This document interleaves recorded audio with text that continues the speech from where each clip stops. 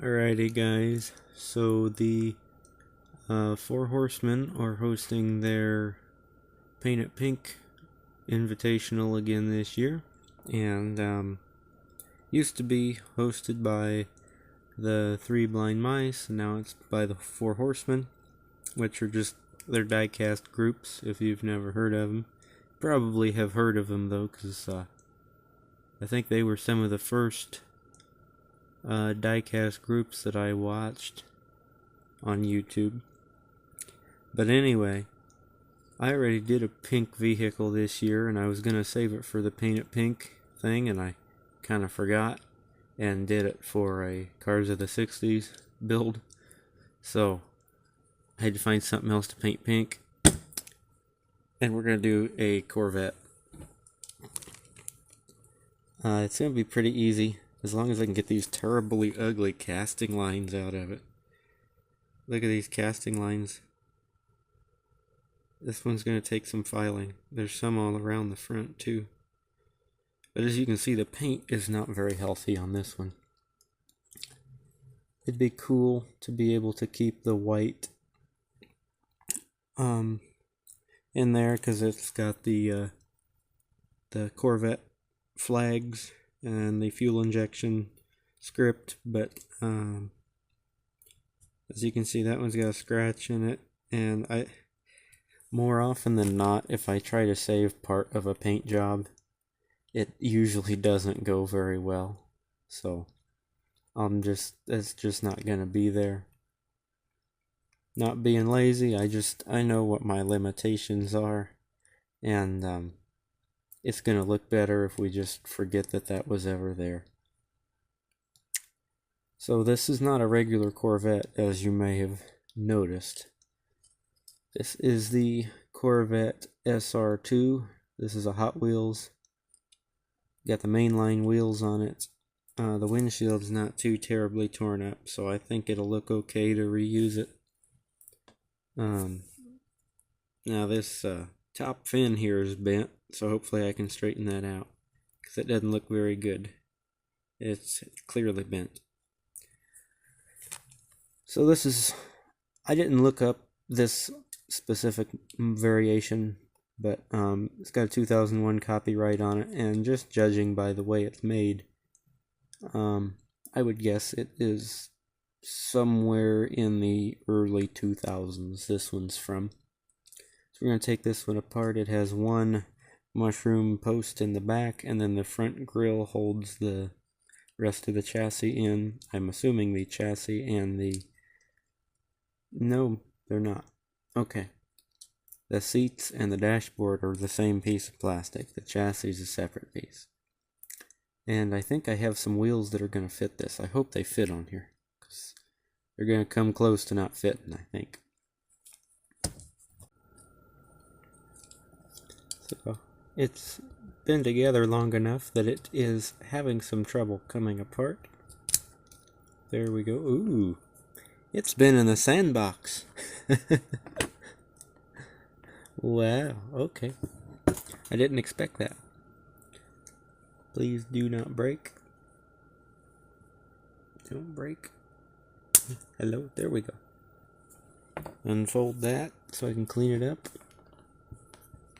And yeah, the windows are yellowed, but I think we'll be able to make that okay. So I'm going to wash all of this, and then I'm going to put it in the paint stripper. I don't think the paint stripper is going to hurt, the dirt's going to hurt my paint stripper, but I might as well wash it because the rest of it needs washed. And here's our base with our grill. Interior is detailed when it's not dirty. It's got door panels in there and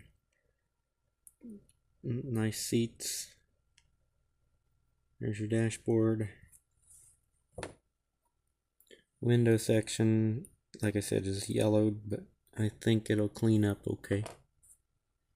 And then I have different wheels that I'm hoping to use, because I don't want to use the mainline wheels on this one.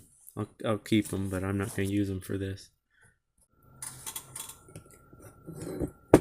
So after being cleaned up, the windows don't look that bad. They were just very dirty. The tops of them are a little yellowed. But I do believe they will be okay. And something interesting, I would have not ever thought this, but hidden under all that dirt, this used to be chrome. See that shiny spot right there? And there's another one there. This used to be chrome, not black. But now it's going to be white. At least the grill is. I may leave the base black. So it would appear, according to the Hot Wheels fandom website, this is from 2008. It was an exclusive 10-pack. Whoops, where'd the yellow one go? It was still an exclusive 10-pack from 2008. I knew I read that. White. No, that says white and silver flames. But that's the picture. See the picture? That's the same. I don't know why that says white and silver flames. Those aren't really flames. Well, yeah, those are silver flames. Okay, looking at it. So this is an exclusive in one of the 10 packs, which is kind of cool. It does have white and silver flames on it, like the website says. I noticed them on the hood, but I didn't notice them on the sides. Alright, this is going in the paint stripper. This will no longer be recognizable as the 10-pack exclusive, but since it's chipped up like it is, that's okay. So after it was stripped, I filed those terrible casting lines down that were in the back, and I straightened out that fin. And I straightened it out as much as I dared to without breaking it off.